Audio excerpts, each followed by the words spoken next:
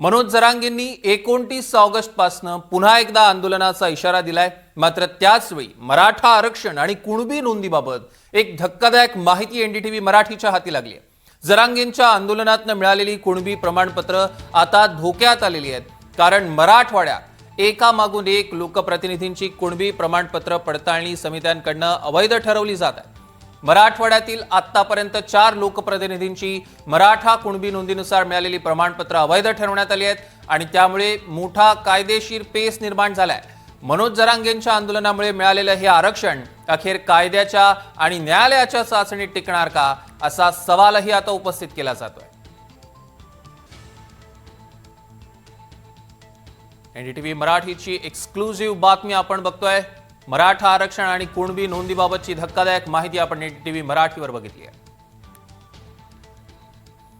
तर छत्रपती संभाजीनगरमधील गोलटगाव जिल्हा परिषद गटाच्या सदस्या ज्योती शिंदे यांचं कुणबी जातीचं प्रमाणपत्र अवैध ठरवण्यात आलं आणि त्यांनी प्रहार पक्षाकडून निवडणूक लढवत विजय मिळवला होता। ज्योती शिंदे यांनी दिलेल्या माहितीनुसार मनोज जरांगेंच्या आंदोलनानंतर गावात शिंदे समितीनं शोधलेल्या कुणबी नोंदणीची यादी लावण्यात आली आणि त्यानुसार त्यांना कुणबी प्रमाणपत्र सुद्धा मिळालं। त्यांच्यासह त्यांच्या अनेक नातेवाईकांना देखील हे प्रमाणपत्र मिळालं आणि याच कुणबी प्रमाणपत्राच्या आधारे ज्योती शिंदेंनी जिल्हा परिषद निवडणूक लढवली। निवडणुकीत त्यांना विजय देखील मिळाला, पण आता हेच कुणबी प्रमाणपत्र अवैध ठरवण्यात आलंय। ज्योती शिंदे यांना वडील, चुलते, आत्या, आजोबा किंवा पणजोबा यांच्याशी संबंधित कोणताही वैध दस्तऐवज उपलब्ध नसल्यानं समितीला सदर जात दावा सिद्ध झाल्याचं मान्य करता आलं नाही। दरम्यान ज्योती शिंदे यांच्यासोबत बातचीत केली आहे आमचे प्रतिनिधी मोहसिन शेख यांनी। बघूया। मनोज जरांगे यांनी आंदोलन केलं, त्यानंतर अनेकदा वेगवेगळ्या पद्धतीने शासन निर्णय झाले, GR निघाले, कुणबी नोंदी शोधायला सुरुवात झाली आणि अनेकांना याचा लाभ देखील झाला। मात्र पुढे हेच कुणबी प्रमाणपत्र किंवा ह्या नोंदी अडचणीत सापडतात। माझ्यासोबत जिल्हा परिषदच्या सदस्य, तुमचं नाव काय ताई? ज्योती सुधाकर शिंदे। ज्योती शिंदे या जिल्हा परिषद सदस्य आहेत। तुम्ही कोणत्या गटातून निवडून आला होतात आणि कोणत्या याच्यातून, म्हणजे ओपन मधून, ओबीसी मधून कसं निवडून? मी गोलटगाव सर्कल मधून निवडून आलेली आहे आणि ओबीसी हा सर्टिफिकेटवर निवडून आलेली आहे। बरं, आता काय झालेलं आहे? तुमचं जे प्रमाणपत्र कसं आहे ते अवैध ठरवण्यात आलं, नेमकं काय झालं मला आधी सांगा, की तुमची नोंद कशी सापडली होती, कधी सापडली होती आणि पुढे प्रमाणपत्र कसं मिळालं? आमची ही नोंद जरांगे पाटलांनी जे पहिलं उपोषण केलं होतं त्याच्यानंतर मारुती मंदिराला जी नोंद लागलेली होती ती माझी पंजोबाचं नाव लागलेलं होतं, त्याच्या अनुसार आम्ही काढली। खापर पंजोबाची माझी नोंद सापडलेली। मग त्यानुसार तुम्ही प्रमाणपत्र काढलं? तुम्ही काढलं, सगळ्या नातेवाईकांनी? सगळ्या नातेवाईकांनी काढलं। असे आमचे 10-20 प्रमाणपत्र निघलेले आणि त्याच प्रमाणपत्रावर तुम्ही निवडणूक लढवली? त्याच प्रमाणपत्रावर मी निवडणूक लढलेली। बरं, मग पुढे काय झालं आता? आता ते समितीना प्रमाणपत्र रद्द केलं। ओके, म्हणजे हे जरांगे पाटलांनी आंदोलन केल्यानंतर ज्या कुणबी नोंदी सापडल्या त्यातून तुम्ही त्याच्याच आधारे आम्ही निवडून आलो। ज्यांनी उपोषण केलं पाटलांनी ना, त्याच आधारे आम्ही निवडून आलो आणि सर्टिफिकेट आम्ही त्याच आधारे काढलं नोंद सापडल्यामुळं आणि लढलो पण। आणि आता आम्हाला अडचण आली आमचं सर्टिफिकेट रद्द करण्यात आलं। आता आम्ही त्याच्यासाठी कोर्टात न्याय मागू आणि ही रिक्वेस्ट करू कोर्टाला की आम्हाला न्याय द्या।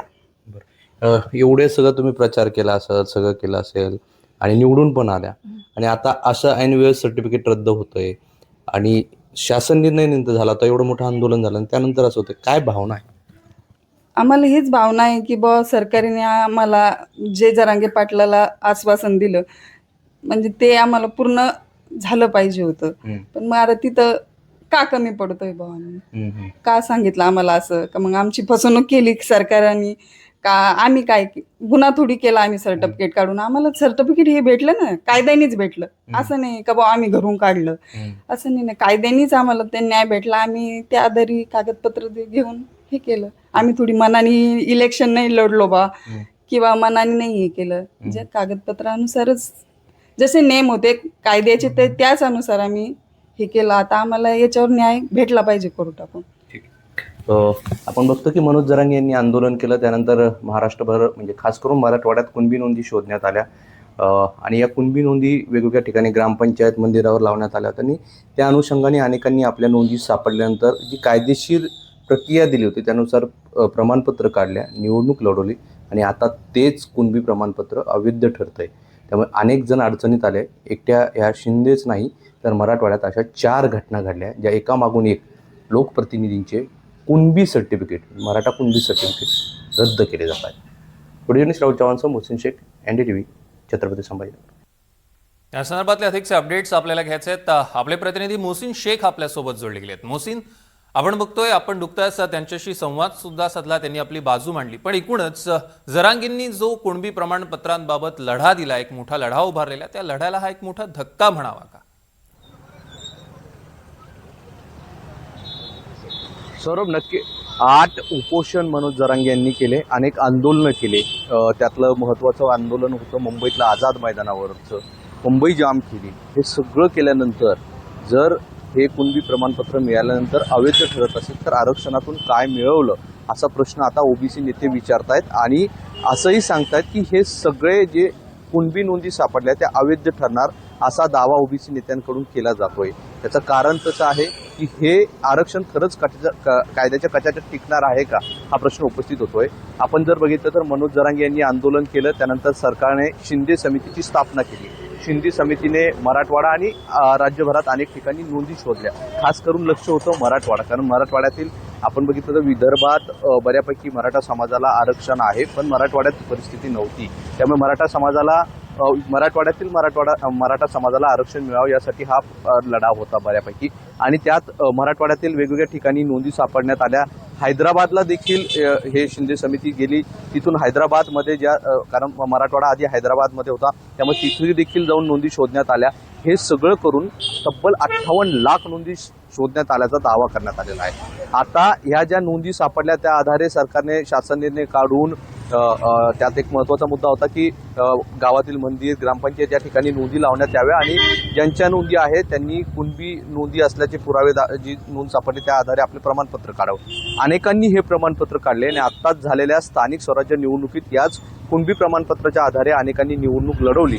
मात्र आता त्यांचे प्रमाणपत्र अवैध ठरत असल्याची बाब समोर आली आहे. एक नव्हे तर असे 4 केसेस आपल्या समोर आले आहेत. संभाजीनगरच्या ज्योती शिंदे असतील, तिकडे या संभाजीनगरच्या गंगापूर नगर परिषदमध्ये वर्षा गायकवाड म्हणून ज्यांनी राष्ट्रवादी काँग्रेसकडून निवडणूक लढवली होती, तिकडे बीडच्या माजलगाव नगरपालिकेमध्ये रेखा आंबुरे यांनी देखील निवडणूक लढवली होती, त्यांचं देखील सर्टिफिकेट रद्द झालेलं आहे. आणि परभणीमध्ये कोमल पारवे नावाच्या महिला आहे ज्यांनी जिल्हा परिषद निवडणूक लढवली होती, त्यांचं देखील प्रमाणपत्र अवैध ठरलेलं आहे. त्यामुळे आता हे जिथे जिथे चॅलेंज केलं जात आहे त्या ठिकाणी आतापर्यंत 4 या केसेस समोर आल्या आहेत. त्यामुळे आता खरंच कुणबी जे प्रमाणपत्र मिळतात किंवा ज्या नोंदी आहेत त्या आता कायद्यात टिकणार का असा प्रश्न उपस्थित होतो. यापुढे आता जरांगेंची काय भूमिका असणार आहे हे पाहणं देखील महत्त्वाचं असणार आहे. निश्चितच मोहसिन, या संदर्भातले अधिकचे अपडेट्स आम्ही तुमच्याकडनं घेणार आहोत. तुर्तास धन्यवाद.